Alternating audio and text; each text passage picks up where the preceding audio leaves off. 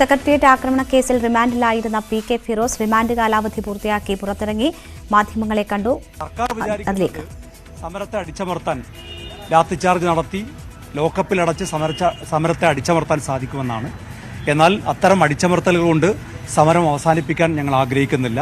അതിശക്തമായ സമരങ്ങളുമായി വരും ദിവസങ്ങളിൽ ബജറ്റിൽ ജനവിരുദ്ധമായ നയങ്ങൾ പിൻവലിക്കുന്നതുവരെയുള്ള സമര പോരാട്ടത്തിന് യൂത്ത് ലീഗ് ഉൾപ്പെടെയുള്ള യുവജന സംഘടനകൾ ശക്തമായ സമരങ്ങൾക്ക് നേതൃത്വം കൊടുക്കും. ഏത് രീതിയിലായിരിക്കും ഇനി വരും ദിവസങ്ങളിൽ പ്രതിഷേധം? കാരണം ബജറ്റിനെതിരെയൊക്കെ വലിയ രീതിയിലുള്ള പ്രതിഷേധം ഓൾറെഡി നടക്കുന്നുണ്ട്. അപ്പൊ എങ്ങനെയായിരിക്കും ഇനി യൂത്ത് ലീഗിന്റെ പ്രതിഷേധം? പ്രത്യക്ഷ സമരങ്ങളാണ്. വരും ദിവസങ്ങളിൽ ഞാനിപ്പോൾ ജയിൽ മോചിതനായിട്ടേ ഉള്ളൂ.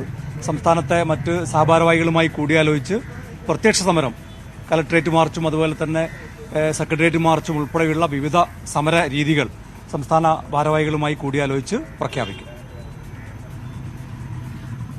ലോക്കപ്പിലിട്ട് സമരത്തെ അടിച്ചമർത്താനാകില്ല. ശക്തമായ സമരവുമായി മുന്നോട്ടു പോകും, പ്രത്യക്ഷ സമരവുമായി മുന്നോട്ടു പോകും എന്നാണ് പി.കെ. ഫിറോസ് പറയുന്നത്.